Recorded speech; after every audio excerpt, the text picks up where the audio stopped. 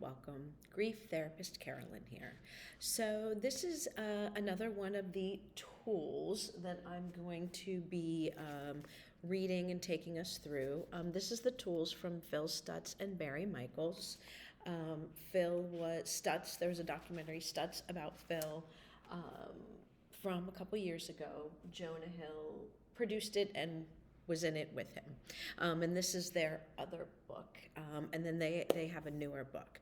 So last summer, I did a 5-day workshop up at Omega with Barry Michels, who wrote the book with Phil, and Kristen Sargent. It was shadow work and the tools. They go hand in hand. I use them with many of my clients. All of my clients. What am I saying? I use them with all of my clients, both those who are grieving and everybody. So this is going to be a tool, Sacred Observation. It's not on the website. So there were 3 tools that I'm reading through in 3 different videos that you can't find on the website where someone else is reading them through. So as I've mentioned before, I'll do the tool in session with a client, and then for homework, I assign them to listen to the tool, 2, 3, 4 times that week, and to practice it. But it really helps if you can push the button and hear someone so you can sit and do the visualization. I love the book. I recommend it to all my clients. It's really helpful, gives you a lot more insight into the tools, and the website's really helpful to sit and listen through. So like I said, I did these because they're on the website but don't have someone talking you through them, okay? So this one is called Sacred Observation. It has a very long explanation, which I don't do with my clients, and it made me realize, the tool that I do in session is completely related to what we're talking about. So I didn't, in a lot of these videos, I didn't really give an explanation. I just kind of read the intro for why the tool is helpful for you at that time. So Sacred Observation is really helpful for healthy boundaries, right? So a healthy boundary can move, but it's still there, right? It doesn't need to be super rigid, but it's also it's not like there's no boundary at all. So it's a healthy boundary. This tool is also really for if we're watching someone struggle and we want to jump in, we want to fix things for people, right?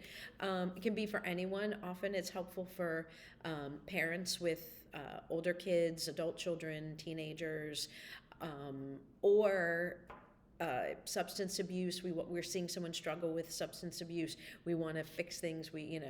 And many other situations too. So I'm going to read a shortened version of the intro.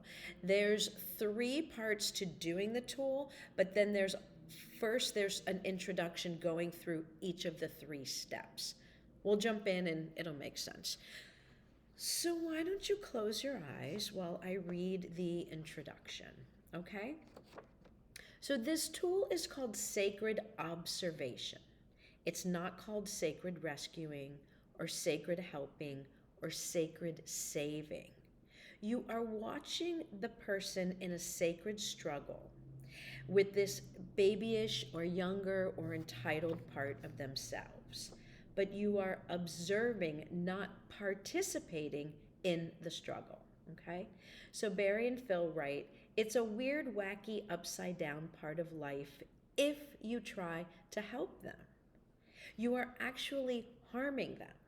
You are taking the victory away from them and keeping them young and immature and dependent on you, okay? The goal is to observe the struggle without intervening in the struggle or even being invested in the outcome. That's a hard one, okay? It's their struggle to win or lose, not yours, all right? So I'm just gonna talk through the 3 steps and then we're gonna do them, okay? So step 1 is called distance. In this step, you'll be observing the other person struggling with their demon, but you're at a distance, just enough distance that you're not in the struggle with them. And I'll help you with the visualization when we get to it, okay? Part 2 is called awe. In this step, you will acknowledge and feel how much of an honor it is to witness someone else's struggle with their demon. And part 3 is called goodwill. You're just going to send them love and support them in the struggle regardless of the outcome. All right? To teach you the tool, I need you to think about a situation where you should be setting a boundary. I mentioned that. It could be a situation where you need to say no, and the other person is not going to like it, or you've already said no and you're tempted to go back on it because you can see that the other person is in pain or they're angry. Take a moment and choose the situation. Okay? All right. So hopefully you had your eyes closed. If not, that's okay. Why don't you close your eyes, kind of find your posture. Every time you feel this feeling after setting a boundary or going back on a boundary, if you feel guilt, anger, shame, disappointment, or letting someone down, you can use this tool. All right? Okay.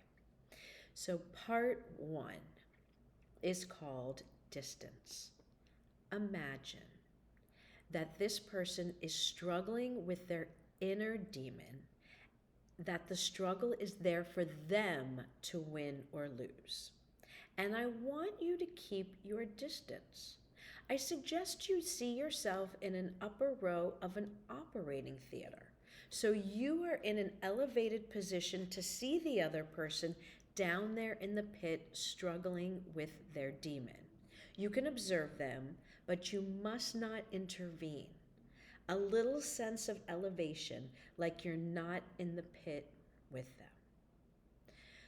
So let's breathe into that for a minute so you can really imagine you're in this operating theater and you're looking down.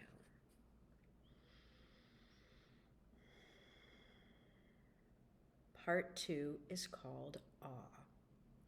Try to feel a sense of wonder that you have been allowed to observe this deep, sacred inner struggle.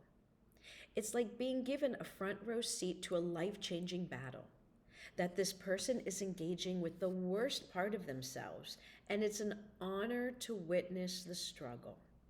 It would be intrusive to affect its outcome. So it's called awe. You have a sense of wonder that you're being allowed to observe the struggle. Okay? It's intrusive to affect its outcome. So we just take a breath here. Okay? Part 3 is called goodwill. Feel your heart expand with love and goodwill towards the other person. Wish them well. Surround them with love. Your sole responsibility is to honor their struggle with part X or inner demon or negative voice. And you want to send them love, even if they lose, even if they don't fight as much as you think they should, right? So I'll repeat that last part one more time. Goodwill. Feel your heart expand with love and goodwill towards this person. Wish them well, surround them with love. Your sole responsibility is to honor their struggle.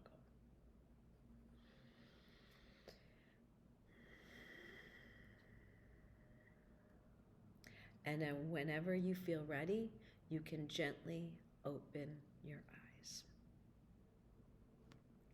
Thank you for being here.